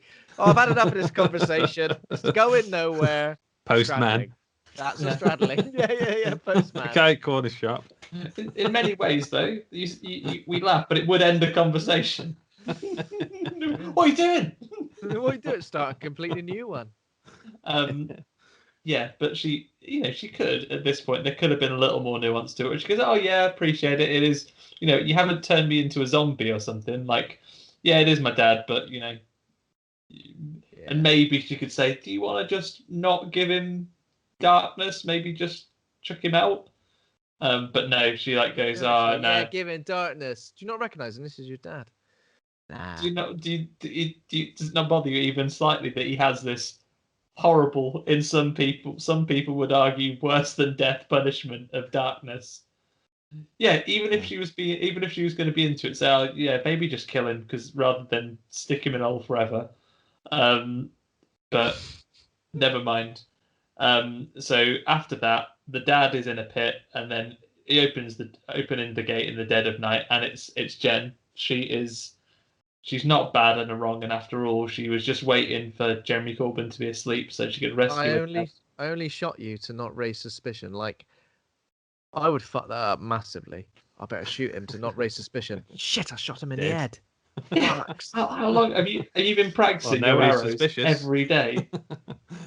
But she's been practicing arrows enough, so she managed to shoot him just enough to be not suspicious. They meet Darius again, and Darius he does that bit we were talking about earlier where he's like, oh, are you going to go back to your regular life? I'm saying no because these people, he's seen Avatar, and he goes, they see me and I see them, so I can't leave the boys, I can't leave Dazza and Beto, and the Grinder, got to stay with all these guys. So he's going to stay because but I won't tell. I won't tell. Then we get a bit where, thankfully Jen is quite capable in the 6 months not 6 months even, sorry, that would be more believable. In the 6 weeks she's been there at this camp, she's basically Tomb Raider now. Yeah. And they find the gate is locked, but Rufy's there to show them the way out, and the way out into town is through darkness. As they get there, the keeper of the darkness steps out with a prisoner, and this is the first time we've seen another prisoner in their sort of grotty pants stepping out into the like cavern. And the guy, he's one of the ones that doesn't speak English, so he starts maybe trying to do the dragon shout to try and stop them. Yeah, he goes Fusrup, and then they just blast his head off with a gun. Darkness. This is darkness. This is real darkness, mate. Yeah, they use the darkness on him, which is shooting him in the head. And they go into the darkness. There's loads of people there with no eyes, fumbling about in the dark.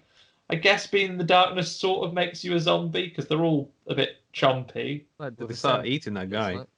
Yeah, makes you hungry. If you're only eating an apple and a bucket of water a day, like some sort of. I've got eyes bigger than Mr. Oh. No, I think. Yeah, an apple wouldn't fill you up, but a bucket full of water every day, you'd be sloshing about. Yeah.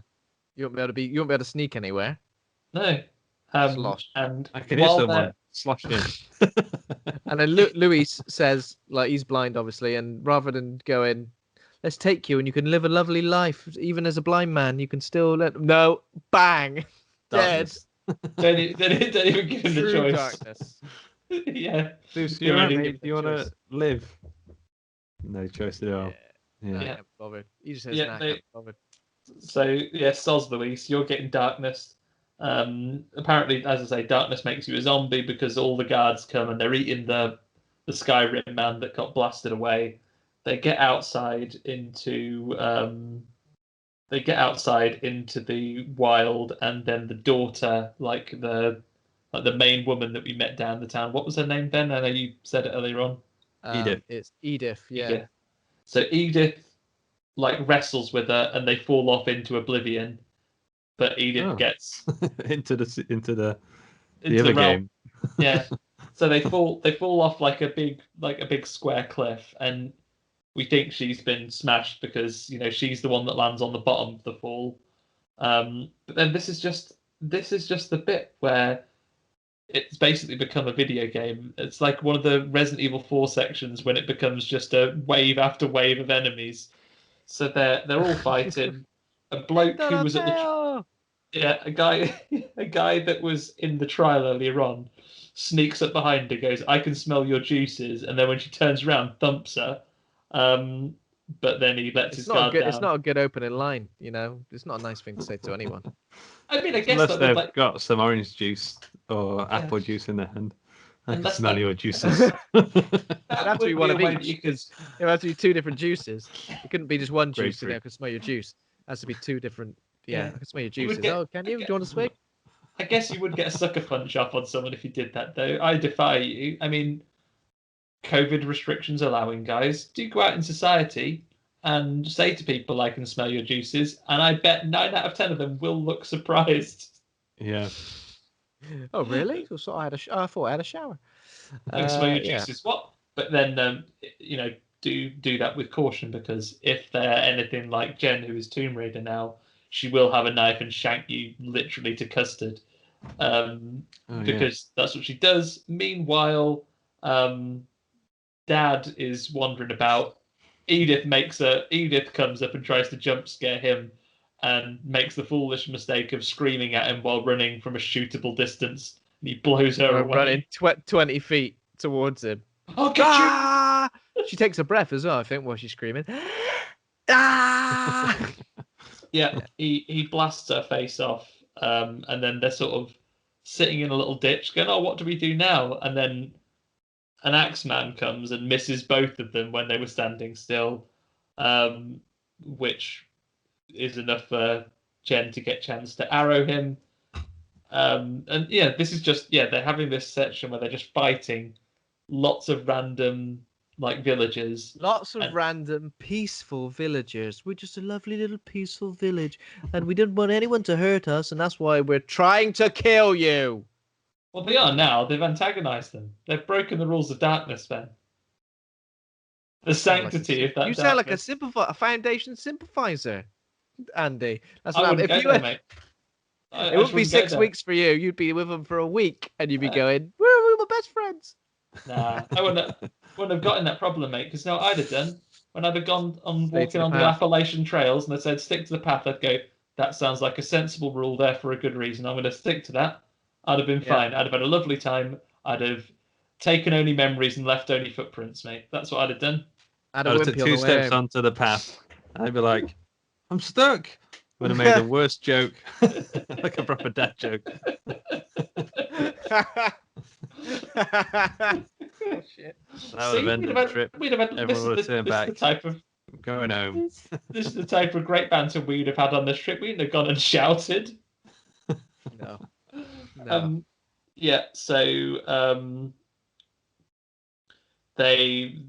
other people from the town turn up and they've all got assault rifles. And at first they're like, nah, mate, I know you're a wrong 'un. And he points out, yeah, but it turns out after you slagged me off earlier, I looked into it and my liver was fucked and I went to the doctors and it's sorted now, so I owe you one. A liver.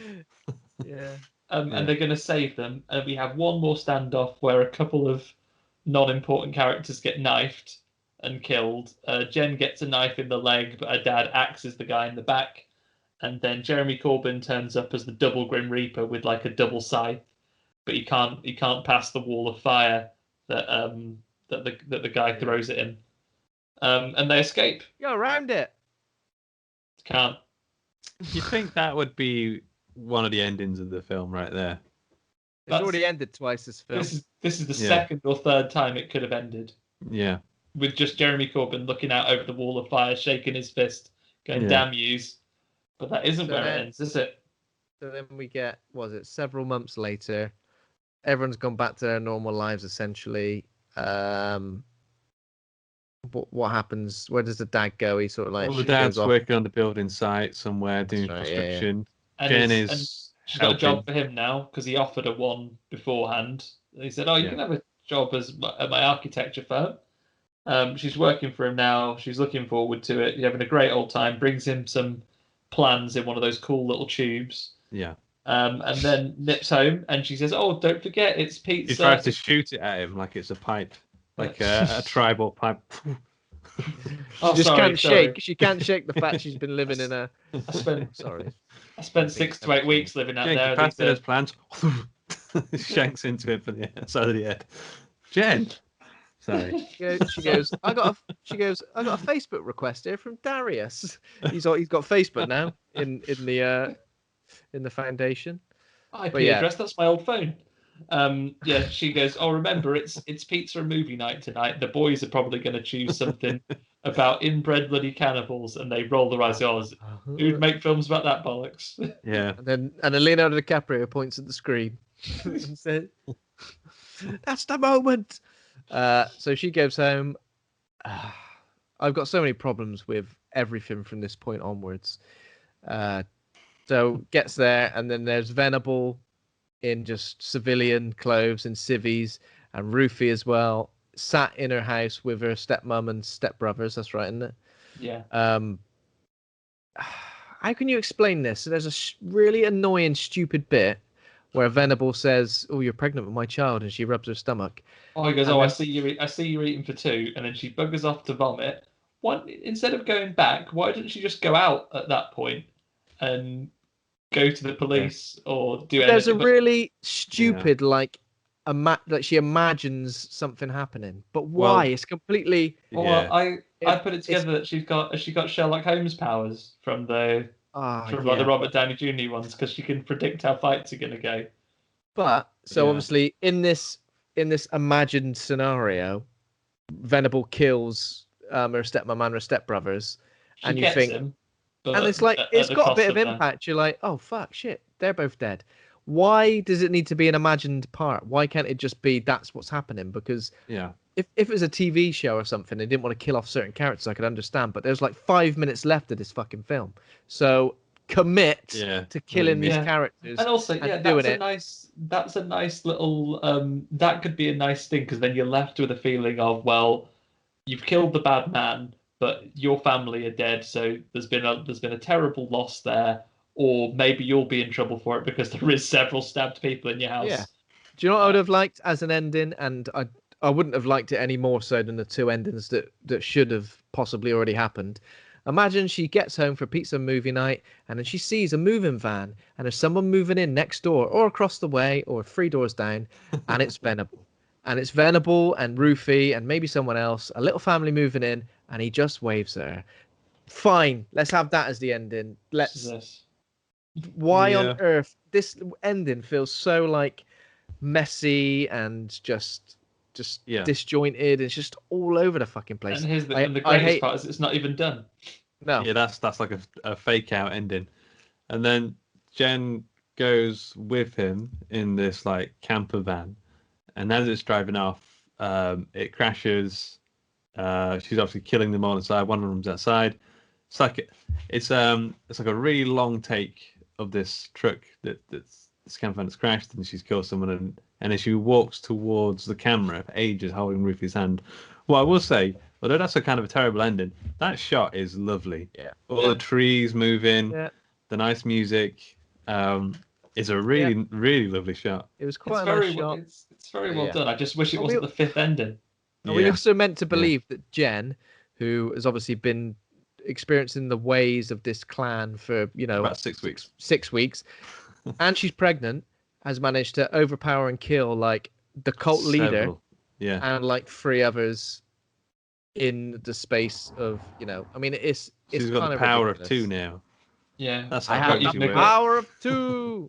What you've neglected to remember as well, Ben, is that you've seen how well she can change a tire at the beginning, so that is a capability that Jeremy and his gang They don't have cars, so they don't know. Although they've driven a car there, so they've had to have learned.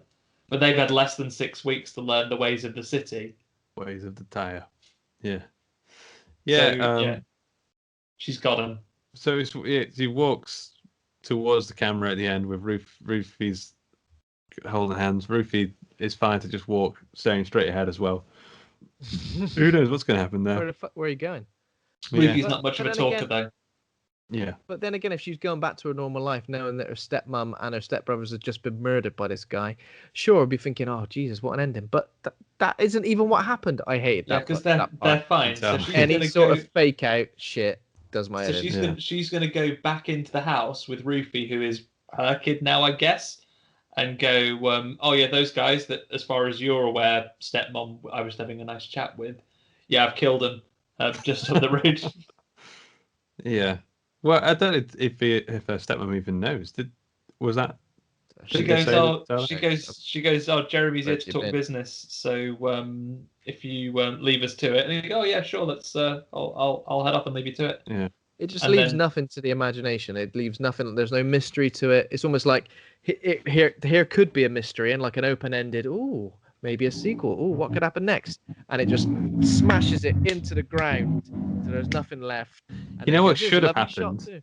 It should have had Venables and that in the camper van, like driving towards her house, and then it'd be like Venables like, all right, which way? And then one of them goes right, and we see them turn away from Jen's house, and they go the wrong Takes way. the wrong turn, yeah. Oh, and it's and the Wrong Turn 2 completely turns the genre on its head, and it's about The those cannibals people they who go are to the city. and they cannot navigate a one-way system. They're like, Cannibals "Oh, end yeah. up working at no." working at Wimpy. Just ends with Venables in the car, like, where the fuck are we? And it's like, well, hang on a Get second. Get your phone out. Get a I'm caught GPS here. on. Get my what out? You've got like 10 phones, you stole them all.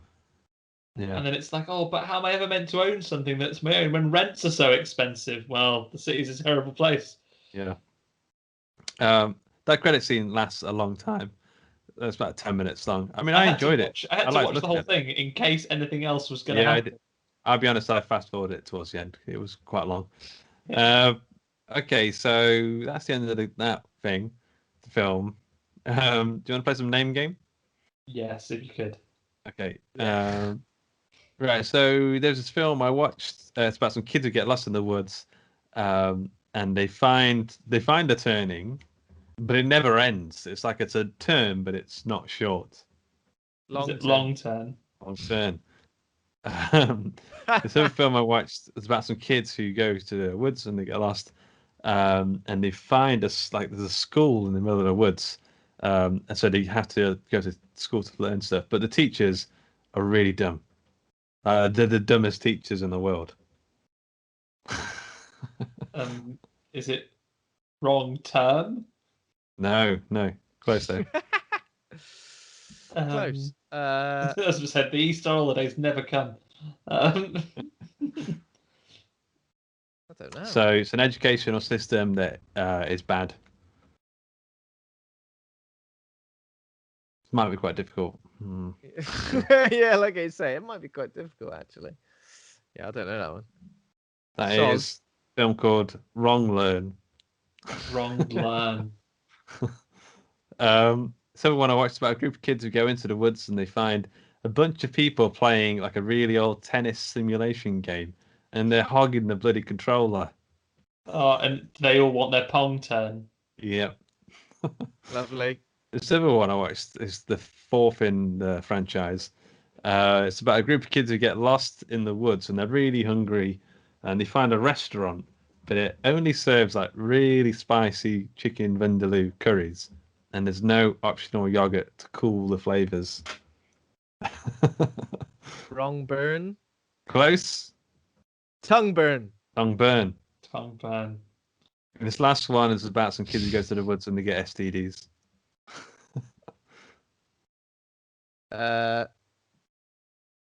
Could be a few options here. Something burn again. Thong burn. That's one option. Thong burn. I mean, Dong even burn. Dong burn. Dong burn. I've got one. If you want dong I've burn. got one for you if you like, Luke, because I'm Schlong not sure if you burn. caught this one. I've got many. They catch them all in that film. Got to catch them all. I saw a film. It was about a group of young kids that go off into a rural area, and they're challenged by their captors to make butter, but they're just really bad at it. Yeah, wrong chain. Yeah, I did.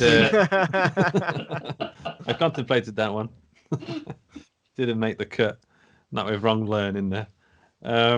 Okay, yeah. So we need to rate the film. I think Ben is gonna go for. I won't do that to you. I think you're gonna go quite low, though. I'm gonna say.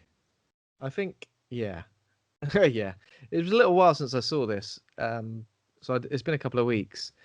But talking about it and remembering it, there's not much I even really liked. As I said, I think maybe the first 30 minutes I was kind of like, okay, this is quite interesting. I'd like to see where this goes. It never once went in a direction that I enjoyed. And I respect it for taking the name of Wrong Turn and rebooting the franchise. But as I said, it's a difficult one because I do have a problem with the fact that it does take away everything that fundamentally made it Wrong Turn, apart from the fact that somebody takes a bloody wrong turn. And it kind of strips everything of that. And it's like, it's trying to be a commentary on something and it's trying to have something to say about a particular thing. But I'm like, well, do I care? Should I care? Does anyone care? Do these characters care? They certainly don't. Yeah, and that ending just bothered me in so many ways. I checked out of the film long before this ending even played out, but the way it played out just did piss me off. And for that, I think I could go as low as a D. Oh, okay. Oh, I was going to go with a C minus. It's okay. I wouldn't be able to recommend it too easily to people. But if you like a fun at times horror movie, I think the first 30, I think Andy even said it, the first 30, 40 minutes are pretty solid. But then it just seems to it goes off the rails, or I mean off the path, you could say. Yeah. Into don't nonsense. stick to the trail at all. Yeah. What about you, Andy? I'm with you. I think I'm going to go for a C minus. It's got its moments, and there is a kernel there of what could be something good. It has some interesting ideas. The way they approach some of the traps and the kills are interesting, and there's some really nice, what I imagine is practical effect work in play there, which is good. And it does kind of breathe life into a franchise which had seen its time. But I think just a little bit of restraint could have made it a much better movie. It does become a video game, cuts like a video game at the end with just like randomly just throwing things at it all. It ends more times than the last Lord of the Rings movie. It just loses control, I think, of what it could have been. And if you just had your first end point being after the trial and those people making the decision to stay, and then you could have given a little bit more depth to the characters in the build-up and made us actually care about them or not dislike them, you could have had that nuance as to who are the bad guys and who are the good guys in this situation. If you just held back a little bit and either accepted that this is stuff you're going to save for a sequel if you were to get one, you could have not blown all your beans on this one, which I don't know where you go from here, right? Yeah. Like, if there's any appetite, blow your beans, mate. Yeah, you're blowing your beans. You're not gonna be able to recover this and do an ongoing. You can't resurrect the franchise with this. It feels like you've done a one and done. Yeah. Yeah. Yeah. So C minus again. It does feel like that. And I think even if it wasn't a one and done, even if it was a bit open ended, I don't think there's no one's gone, oh, the franchise has been reinvigorated. We've finally got the Wrong Turn we all deserve. So I mean, it was disappointing. Yeah. Okay. Thanks for listening. Next week, I think we're doing a girl works home alone at night. A girl works from home, like us all right 9 now. to 5. 9 to 5. I think, are we all on that one? Is Gemma and Mo on that one? It's Gemma Moore's on that one, next week. Yeah, but I'll be watching along. I've been looking for an excuse to watch this film, so Cool. Looking forward to it, and I'll listen in. Sweet. Well, yeah. And after that, I don't know why I'm announcing all the things, but after that, the three of us again, we're doing Jacob's Ladder, which is about a man named Jacob who's a window cleaner, right? It is. That's where the song "When I'm Cleaning Windows" comes from, right? So he's gonna. Yeah. When I'm cleaning windows. Looking forward to that already. Exciting stuff. if you enjoyed the show, you can become a patron over at patreon.com/Hawk and Cleaver. Thanks to Kovac Cowman for our theme music. Thanks to Acast for hosting the show. Come and join the Facebook group, Horror Hangout Board of Advisors. Lots of cool cats hanging out in that pad. And thanks to my co-hosts, Ben and Andy, for being right horror dudes. Thanks, Luke. See you later, Thanks, Andy. everyone. It's been a pleasure. Bye. All the best. Nice one. Bye.